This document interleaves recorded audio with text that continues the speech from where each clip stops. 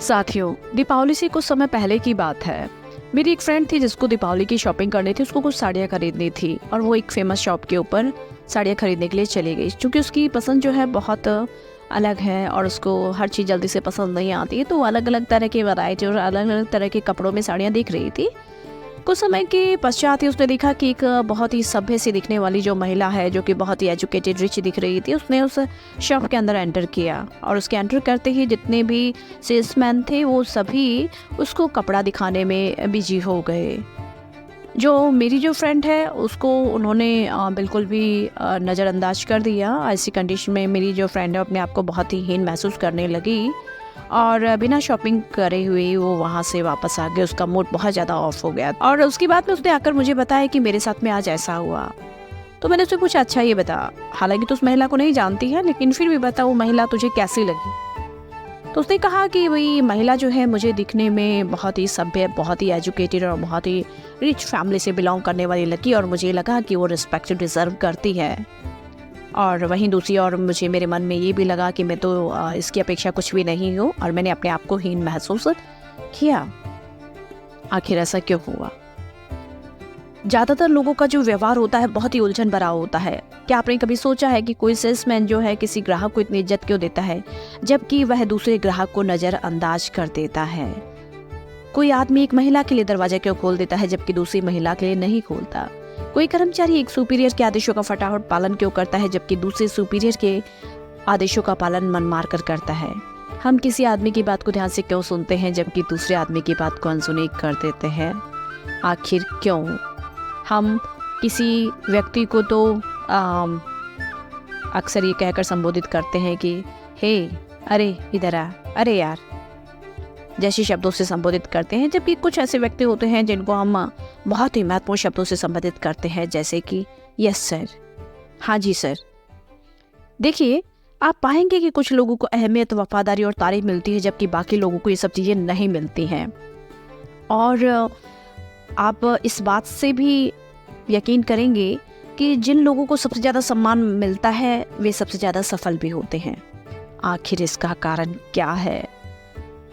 एक शब्द में इसका जवाब दिया जाए तो इसका एक कारण है सोच। सोच के कारण ही ऐसा होता है। दूसरे लोग हम में वही देखते हैं जो हम अपने आप में देखते हैं। हमें उसी तरह का व्यवहार मिलता है जिसके काबिल हम खुद को समझते हैं। नमस्कार साथियों, इंस्पायर टीच हब चैनल पर आप सभी का स्वागत है, जहां पर मैं इस चैनल के माध्यम से आपके साथ में शेयर करती हूँ मशहूर लेखकों के द्वारा लिखी गई किताबों की समरी, मोटिवेशनल कहानियाँ, ताकि आप उनसे कुछ प्रेरणा लेकर अपने जीवन में आगे बढ़ सकें। और उसी कड़ी में आज फिर मैं आपके लिए लेकर आई हूँ एक बहुत ही वंडरफुल किताब जिसका नाम है बड़ी सोच का बड़ा जादू, जिसके लेखक डॉक्टर डेविड जे स्वार्ट्स हैं।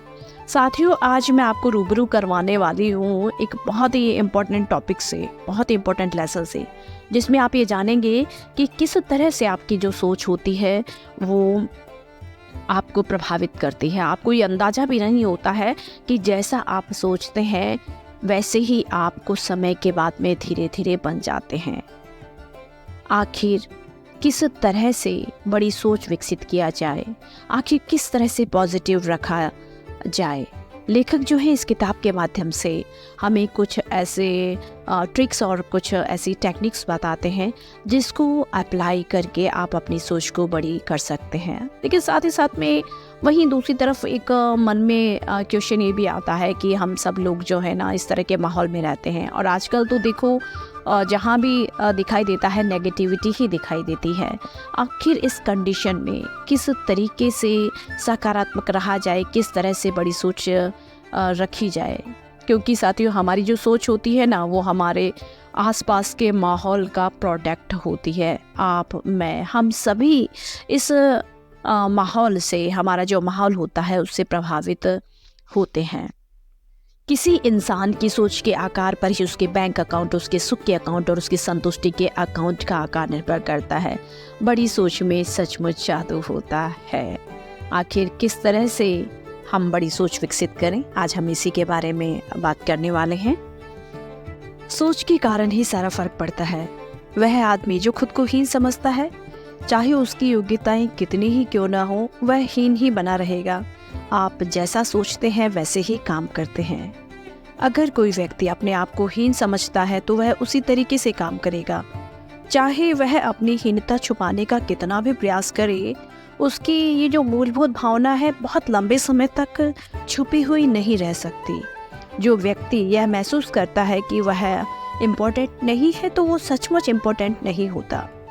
वहीं दूसरी तरफ जो व्यक्ति यह समझता है कि वह कोई काम कर सकता है तो डेफिनेटली 100% वह सचमुच इस काम को कर लेगा।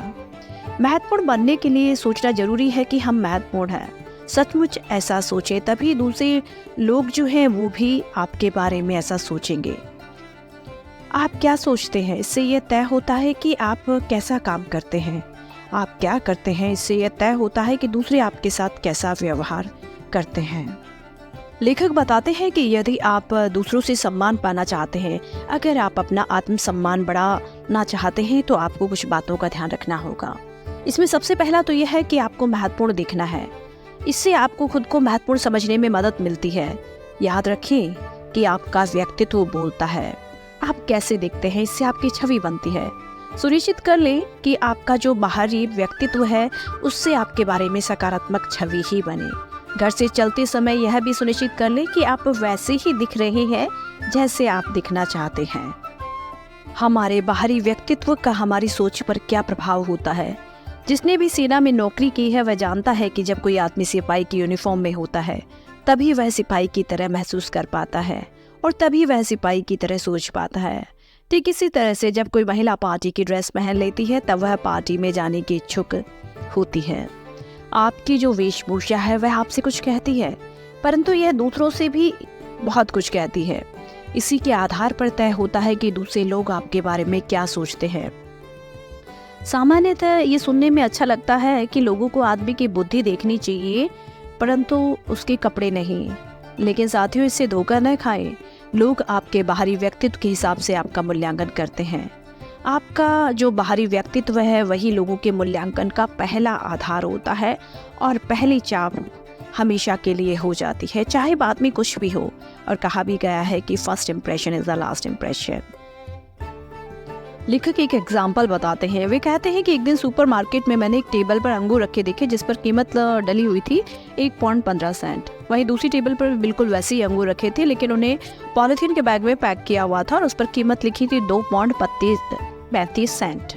मैंने वजन करने वाले युवक से पूछा कि इन दोनों तरह के अंगूरों में क्या फ़र्क है। उसने जवाब दिया, दोनों में फ़र्क है पॉलीथीन के कवर का। पॉलीथीन वाले जो अंगूर हैं साधारण अंगूरों से 2 गुना ज़्यादा बिकते हैं क्योंकि वे ज़्यादा आकर्षक दिखते हैं। साथियों, यहाँ पर अंगूरों के उदाहरण को आपको ध्यान में रखना है। यदि पैकिंग अच्छी होती है तो आप जो है अपने आप को ज़्यादा अच्छी तरह से बेच पाएंगे और ज़्यादा कीमत में भी। यहाँ बेचने से मतलब है आप लोगों से सम्मान प्राप्त कर पाएंगे जैसा आप पाना चाहते हैं। कल आप उन लोगों को देखें जिन्हें रेस्तरां, बसों, भीड़ भरी लॉबियों, स्टोर्स और ऑफिस में सबसे ज़्यादा सम्मान मिलता है। लोग सामने वाले आदमी पर एक नज़र डालते हैं, अवचेतन मन में उसका मूल्यांकन करते हैं और उसी के अकॉर्डिंगली उसके साथ व्यवहार करते हैं। जी हाँ साथियों, आदमी का बाहरी आवरण बोलता है। अच्छी वेशभूषा वाले व्यक्ति की सकारात्मक छाप पड़ती है। इससे लोगों तक यह संदेश पहुंचता है कि यह एक महत्वपूर्ण व्यक्ति है, बुद्धिमान, अमीर और भरोसेमंद। इस व्यक्ति का सम्मान करना चाहिए, इसकी तारीफ करनी चाहिए और इस पर भरोसा करना चाहिए। यह खुद का सम्मान करता है और मैं भी इसका सम्मान करूंगा। फटे हाल या फिर जो गंदे कपड़े पहने व्यक्ति होता है उसकी लोगों के ऊपर नकारात्मक छाप पड़ती है। ऐसे कपड़ों से यह संदेश पहुंचता है कि यह रहा एक असफल व्यक्ति, लापरवाह, अयोग्य और महत्वहीन। यह सिर्फ एक औसत आदमी है, उसकी तरफ कोई विशेष ध्यान नहीं देना चाहिए। उसे तो धक्के खाने की आदत होगी और लोग उसी तरह का व्यवहार उसके साथ में करते हैं। लेखक सुझाव देते हैं कि आपको अपने पहनावे पर ध्यान देना चाहिए। आपको अपने सबसे अच्छे स्वरूप में सबके सामने खुद को पेश करना चाहिए। आप अपने बारे में जो सोचते हैं वही आप होते हैं। अगर आपके पहनावे से आपको लगता है कि आप हीन हैं तो आप वाकई हीन होते हैं। अगर आपको लगता है कि आप छोटे हैं तो आप सचमुच छोटे बन जाते हैं। सर्वश्रेष्ठ दिखने की कोशिश करें, तभी आप खुद को सर्वश्रेष्ठ समझेंगे और सर्वश्रेष्ठ काम कर पाएंगे। लेखक सुझाव देते हैं कि यदि आप अपने काम में सफल होना चाहते हैं तो उसके लिए एक बहुत ही बढ़िया टेक्निक वो बताते हैं और एक बहुत ही बढ़िया एग्जाम्पल भी देते हैं। वे बताते हैं कि टॉम स्टेली एक युवक है जो तेजी से सफलता के रास्ते पे जा रहा है। टॉम दिन में 3 बार खुद को खुद के हाथों बेचता है और वह ऐसा टॉम स्टेली के 60 सेकंड के विज्ञापन के माध्यम से करता है। वह अपने विज्ञापन को हमेशा अपने पर्स में रखता है और इस विज्ञापन में उसने कुछ इस तरह से लिख रखा है, टॉम स्टेली से मिले एक महत्वपूर्ण, सचमुच महत्वपूर्ण व्यक्ति। टॉम, आप एक बड़े चिंतक हैं, इसीलिए आप बड़ा सोचें, हर चीज़ के बारे में बड़ा सोचें। आप में बढ़िया काम करने की बहुत योग्यता है, इसीलिए हमेशा बढ़िया काम करें। आप में बहुत क्षमताएं हैं टॉम, आप में बहुत क्षमताएं हैं, इसीलिए आप अपनी क्षमताओं का उपयोग अपनी नौकरी में करें। आपको कोई भी चीज़ सफल होने से नहीं रोक सकती, कोई भी चीज़ आपको नहीं रोक सकती। टॉम, आप उत्साही हैं, अपने उत्साह को सबके सामने दिखने दें। आप अच्छे दिखते हैं टॉम, और आप अच्छा अनुभव करते हैं, आप ऐसे ही बने रहें। टॉम, आप कल बहुत बढ़िया आदमी थे और आप आज उससे भी बढ़िया आदमी बनकर दिखाएंगे। अब ऐसा करके दिखाएं। टॉम आगे बढ़े। टॉम का मानना है कि इस विज्ञापन की मदद से ही वह इतना सफल और महत्वपूर्ण बन पाया। खुद को खुद के हाथों बेचने से पहले मैं सोचा करता था कि मैं हर एक की तुलना में हीन हूँ, छोटा हूँ। अब मैं महसूस करता हूँ कि मेरे पास सफल होने के सारे गुण हैं और मैं सफल हो रहा हूँ और मैं हमेशा सफल होता रहूँगा। साथियों, आप भी अपना खुद के हाथों खुद को बेचने का विज्ञापन बनाएं। ये आपको बनाना कैसे है? इसके लिए सबसे पहले तो आपको अपने गुणों को चुनाव करना है। आप में कौन सी योग्यताएं हैं और आप में कौन सी काबिलियत है। खुद से पूछें कि मुझ में ऐसी क्या खास बात है। अपने बारे में वर्णन करते समय जरा भी संकोच न करें। इन गुणों को एक कागज पर अपने शब्दों में लिख लें, फिर अपने बारे में विज्ञापन लिखें और फिर इस विज्ञापन को आपको जोर जोर से पढ़ना है। और विज्ञापन लिखते समय आपको बिल्कुल स्पष्ट रहना है। जब आप विज्ञापन तैयार करें तो किसी और के बारे में न सोचें, बल्कि खुद के बारे में सोचें। आप दिन में कम से कम एक बार इस विज्ञापन को अकेले में जोर से पढ़ें। शीशे के सामने पढ़ने से बहुत ज़्यादा फायदा होगा।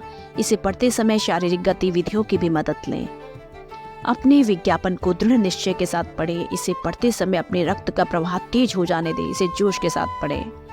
आप अपने विज्ञापन को हर दिन चुपचाप कई बार पढ़ें। जब भी आपको कोई भी ऐसी कंडीशन हो जहाँ पर आपको कॉन्फिडेंस की ज़रूरत महसूस हो, जहाँ पर आपको साहस की ज़रूरत हो, तब आप इसे चुपचाप निकल कर पढ़ लें।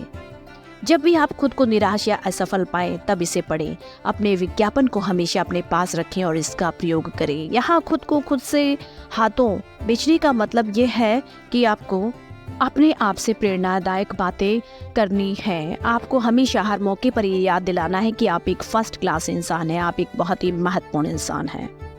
एक बात और, बहुत से लोग, शायद ज़्यादातर लोग, सफलता की इस तकनीक को सुनकर हंस सकते हैं, इसीलिए क्योंकि ये लोग ये मानने को तैयार नहीं होते हैं कि विचारों को नियंत्रित करके सफलता पाई जा सकती है। परंतु मेहरबानी करके औसत व्यक्तियों के फैसले को न माने। आप औसत व्यक्ति नहीं हैं। अगर आपको खुद के हाथों खुद को बेचने के सिद्धांत के बारे में कोई भी शंका है, तो अपनी पहचान के सबसे सफल व्यक्ति से सलाह लें कि वो इस बारे में क्या सोचता है। उससे पूछें और फिर खुद के हाथों खुद को बेचना शुरू कर दें। अपनी सोच को विकसित करने का मतलब है कि अपने कार्यों को विकसित करना, और इसी से सफलता मिलती है। उम्मीद करती हूँ साथियों, आज का ये कंटेंट आपको यूज़फुल लगा होगा, और यदि कंटेंट आपको पसंद आया हो तो चैनल को सब्सक्राइब कर लीजिए और वीडियो को लाइक और शेयर करना